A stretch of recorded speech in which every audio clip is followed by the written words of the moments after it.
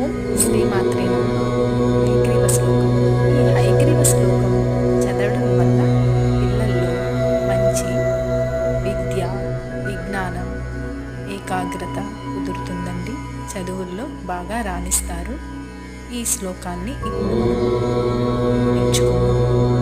జ్ఞానానందమయం దేవం నిర్మలం స్ఫటికాకృతిం ఆధారం సర్వవిద్యానాం హయగ్రీవా ఉపాస్మహే.